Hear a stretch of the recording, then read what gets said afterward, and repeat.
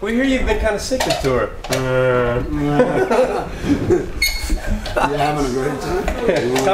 Yeah. Well, how is it on the bus, Wally? No, it's more like. Yeah. I don't want to. That's so ridiculous.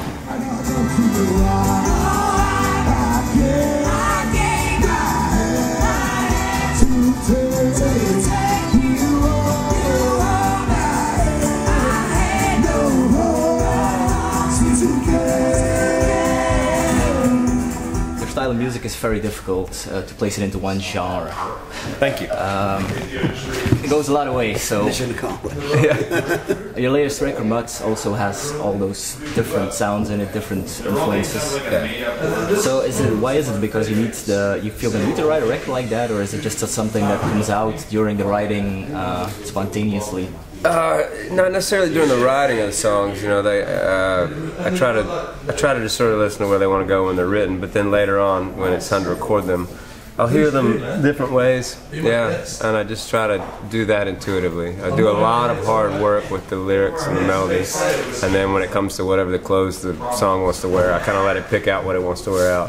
Unless I want, unless I don't want to go outside looking like an asshole. But like, I let it pick out what it wants to wear. And so yeah, and I grew up just listening to all kinds of different stuff, and especially specifically with this tour, I think that's the strength of this tour. And Chuck's been really opening it up to different folks and doing a good thing. Yeah, absolutely.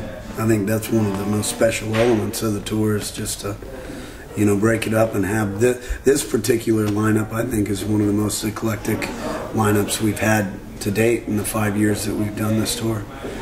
From people kind of all over the place, but Cory eats it up and he just fits right into this crazy ragtag group. And definitely has been a highlight, with his writing and capabilities and good jokes. Sing a song for the no-hit wonder, though it isn't what it is. He sang, "Shove me under, boys. It is what it is. It is what it is." Your latest release, Mutt, was done on Bloodshot Records. Yes. It's the first time you worked with this label.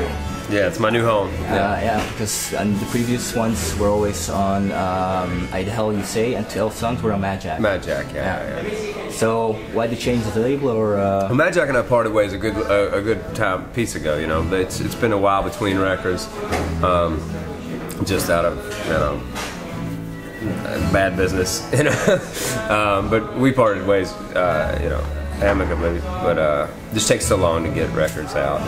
But now that I'm on Bloodshot, ideally every year and a half, a new record. I'm going home actually after this tour, and I'm gonna record another one this winter and put it out next fall, ideally. So, and having all that time in between records also helps. That when it came time to record this last record, I was sitting on 130 songs now. So, and now I've got just a bunch to choose from, and I can piece together what I think goes together well. And, 130. Now I'm going to say I play 130 of those in front of everyone. Yeah. That's the way to do it. Just have an arsenal to choose from. I can't wait to hear what you put together next. Morning walks a bottle up, put out a match with a tear. She said, "I'm bored to death, and I was born to look you one way the hell away from here." He said, "You don't look that tough to me." He leaned and lit a cigarette. "How about you wait to see just what you regret? Till we get what we get. Till we get what we get. They say it make you stronger. First you gotta survive." You worked in the past with John Snodgrass and with Austin Lucas. You both did a split with them. Yeah. Are there any plans on other splits coming up, or? I don't have any splits coming up unless Chuck wants to do something. I'd be happy to. Let's do it. Hey, we just planned a split. Billy and Chuck Ragan. You heard it here first. Wally, you want to play on that, Wally? Yeah, it's going to be all three of us. We're going to have a 3-sided vinyl. Just wait. It's going to be amazing. haven't invented the record player to play it yet. It's gonna be like Inception. No split plans coming up, but yeah, Austin lives in Nashville, so he lives right around the corner from me now. So you know, he'll probably be peering on this and that. Yeah, it's good people. There's a whole mess of trouble in Choctaw Hill. Your sister couldn't make it, I bet you will. Knocking back a jelly jar, watermelon wine. I've never seen a place where the sun came. Go and wash your falling makeup with a garden hose. Watch the freckles sparkle down the ridge of your nose. With your lemon yellow ribbons and your bleach blonde hair, blending in the sun till you're barely there. Blending in the sun till you're barely there. We'll be off the radar, off the map, stretched out in the tall green grass. It's only green against the blue. It's only me against you. I read an interview from you once that you said, I never consider myself a punk. Yeah. I don't know. But I've read it in the past also you had played in a death metal band and even a Black Sabbath cover band, so you must have some love for harder music or... I do, I love punk music, but I was never really like, I just never played specifically punk music, you know. I mean, I was not really in that culture, you know, because I grew up in Mississippi, you know, so it's like, so I was skating when someone was biking, I was biking when someone was skating, you know, there was never really any, there's no scene there, you know. You got whatever you got. I got Eazy-E record at the same time I got, you know, Iron Maiden, and at the same time I got Thriller. It's like, it's just whatever, you know, you get whatever you can get, and it's, frankly, I mean, I wouldn't have been raised any other way. I love it. You know, I love an inundation of being from such a rich part of the country with like Delta blues and country down there in Mississippi and Memphis. But having, you know, discovered other things. Yeah. We both work hard to feed the children. Our dreams are slowly starving. Nothing scars you deeper than the things you haven't done. But in the cool of the evening, we fall together burning, and we never bring all the shit we set aside.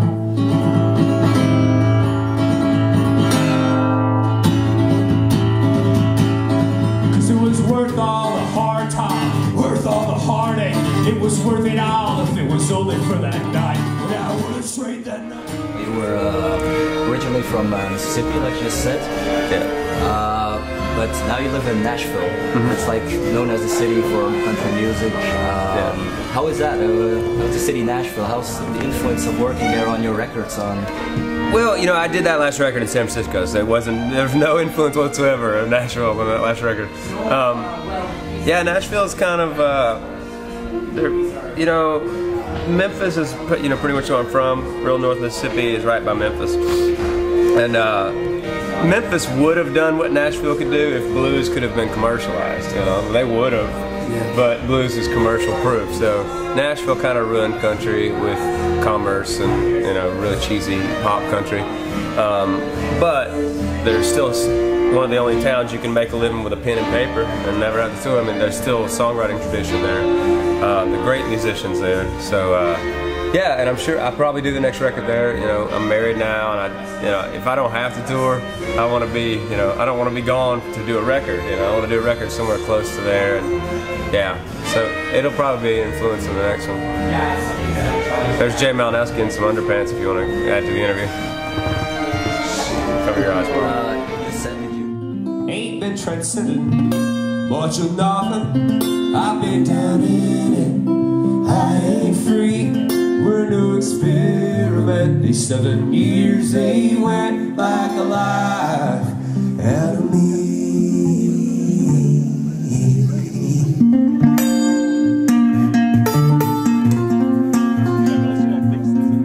They're clowning on the corner of all was gone. But maybe not just yet. There's still a little I can pawn it. The bones aren't set, the cast is slack, the plaster is wet. You said that you were married. I also saw it on your Facebook, but it was recently. Yeah. I got married 3 months ago also. Cheers. Cheers. So, yeah, it's been about 3 months for me too. Yeah. Thank you. Even using one of your songs, Easy. I don't remember a couple of months ago I asked you if we could use it for the wedding. Oh yeah, that's right. It was like our central song to Oh, cheers, man, that's great. We both love the song. Thanks so much. So, I just had a question. How's married life treating you right now? And any tips? It's great so far, but you know, I just stayed home since I've been married. You know, this is my first tour that I've done, you know, since I've been married, and it sucks. I mean, the tour is great. If it wasn't this tour, I'd be really bummed. But I'm with friends and stuff. I wanted to fit her in the carry-on bag. Yeah, it's no good. Yeah, my tip is to find a woman that's a woman. You know, she has her thing going on. Yeah. You know, you have to find somebody that's whole already and complete and good with solitude. You know, because she's not afraid to stay busy on their own. Yeah, yeah. Because I mean, she's sad that I'm gone, but she's also, and she likes solitude like I do. You know, I get home sometimes and I'm like, you know, after a week or two, I'll be like, well, I hate to leave the house, but I gotta go for a walk and write and stuff. It's work. Yeah, you gotta find an adult. Don't marry a child. And communication's probably the most important thing out on the road, I think.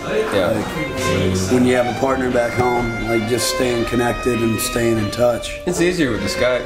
You know, like you can lose touch like in a matter of it happens quick, you know.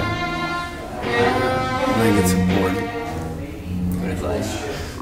Nothing left but a cord to stretch and a word to get on by. Sometimes you reach for the bottom before the sky. Then we'll rise and fall in time like governments go. Reverberate, cut away. So, you've been on the road now for a couple of days yet, beginning of the tour. How's it been? Fifth show, yeah. Fifth show, yeah. How's it been until now? And oh man, it's awesome. I mean, the coolest thing about this tour is every single show is completely unique and different in the sense that, you know, we're constantly adding or taking away or, you know, moving the energy of the set around, and it's just constantly evolving. You know, all of us, the majority of us met for the first time 5 days ago, 6 days ago, and have only communicated through email or phone call. Cory and I had known each other, but I'd never like played with Rocky, knew Jay, never met Emily before. You know, the Dead Coast guys, never had met them or even spoke to them before. And I mean, it's amazing how you can bring so many people together, and if they're like-minded, if everybody kind of has that same vision of just wanting to get up and have a great time and play some good music and come together and have the drive to collaborate with each other, it's amazing what can happen in a short period of time. So 5 days into it, and it feels great. I mean, we're learning a lot of each other's songs. Yeah, you saw them when you walked in. That song will be on stage tomorrow night, probably. You know, they're yeah, exactly. We're playing it off the cuff. It's great. And that happens. That's every day, all day, in one form or the other. You know, tomorrow it'll be Cory and I sitting down working on something, or you know what I mean. It just kind of goes around, and it's a great energy, man. And I think it's also completely infectious. Like it translates to the audience, you know, in a great way, where it just kind of completely connects, like all of us and everybody who came to see the show immediately from the start. So it's good fun. Say I have no idea, I'm not sleeping until after the night is over. I can hear laughter in the distance, and it all comes clear. Sounds too simple, love is the only answer. Love's a train wreck, you're a mistake. How's the audience been until now? Because last year I saw the Revival tour here also. Yeah. It's in the same venue. Yeah. And it was really a mixed audience. You know, I was younger people, older people, the kids. Even saw kids stage diving there. So yeah, something special. That might have been Dave Haas stage diving. That might not have been a crowd member. Was that the one with Dave? Yeah. Ah, little Dave Haas. Yeah. The audience has been great. I mean, it's been quite a mix, you know. I mean, that's what's cool about these shows is, you know, it kind of caters to a lot of people's different tastes, you know. So it's good fun for, you know, a lot of different ages and different walks of life. So a song is a song, you know. Yeah, it really tests the principle that a song is a song. That's true. Yeah.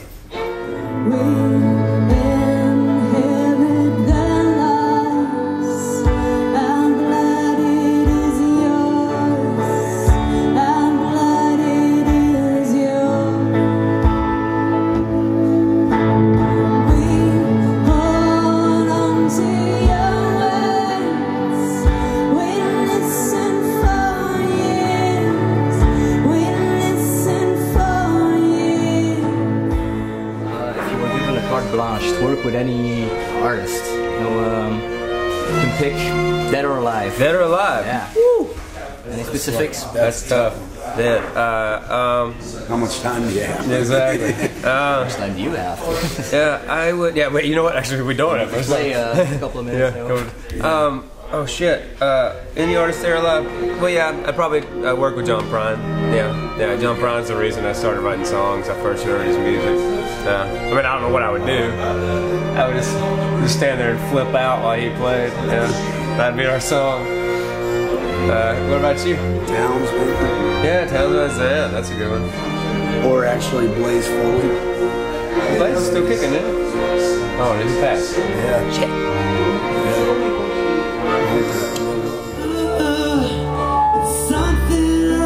Start, it comes together, it only falls apart. You can say I'm good to forget, good to forgive, but I'm better to forget. If you could give us some tips for who to watch in the years to come, any up-and-coming talents? Oh yeah, we were just talking about a guy from Little Rock today called Adam Fawcett. Oh yeah, he's a massive talent. He's something else. A kid named Anthony DaCosta out of New York. It's good. Yeah, there's man, that's an endless list. You know? Yeah, there's always. I mean, you know, out on this revival tour that we're doing, we've got a lot of people that come on and off as special guests all throughout it and that have been on it in the past. And Adam Fawcett, he's one of them. But there's a ton of folks, and even over here, you're probably familiar with Tim Van Tall. You know, he's a good bud, and he comes out, or you know, Sam Russo, Helen Chambers. Sam's actually passing through Nashville tonight, I think. Yeah, Nashville's in Nashville. Yeah, he's in Memphis right now. You know, Digger Barnes is another good buddy. He's going to be in Zurich. All right. So be good to see him. There's a ton of them out there, you know. But yeah, it's just hard to get over here or over there, depending, you know. Yeah. I can honestly say that a lot of us, you know, I mean, I think Cory would agree in a sense of this, but like whoever you'll see me or this fella sharing the stage with are most likely people who we respect and enjoy playing with. Yeah, absolutely. You know, for the most part. We're kind of, I don't know, I feel like we're at that age where we hit a stride and, you know, definitely I feel like in my life where like life's just too short not to get out and play shows with people who you truly really respect and want to play with. You know what I mean? Otherwise I'd much rather be home. Yeah. You know? Like I get a paycheck working construction. Yeah, swinging the hammer. But yeah, there's a lot of beautiful artists out there, and if you follow his stuff or anybody on this tour, any of our stuff, just take a look at who we're playing with, and you know, who we collaborate with on the records, and who's singing on the records, like on my last one, on the record, John Elliott, Danny Malone, I don't know, my last one, of course, Snodgrass. You know. Snodgrass is not an up and comer. He's just always steady. Yes, Snodgrass is something else. Yeah, love that man. Let it rain. I don't mind. Keep you warm, high and dry. Light your fire. Hold you right. Sing song one more time. I hope it rains. I don't know. Give you love. I ain't dry. That's your mouth. Won't you sing your song one more time? I was thinking of Tony Sly. Yeah. Remember him? Yeah. We never seen him on the tour. It was. He was actually, he was, at one point, like, we wanted to get him out on a revival tour, and it never happened before he went, and it's a shame. It's sad, but, you know, he definitely left a pile of records and beautiful songs and a really, really good impression on a lot of people.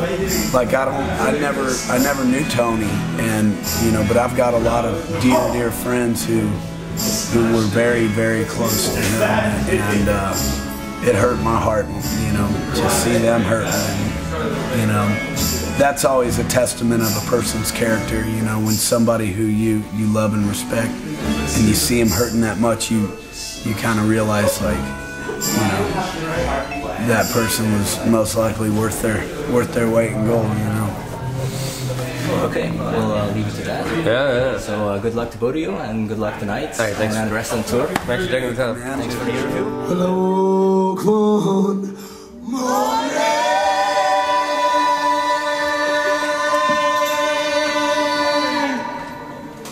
and the sky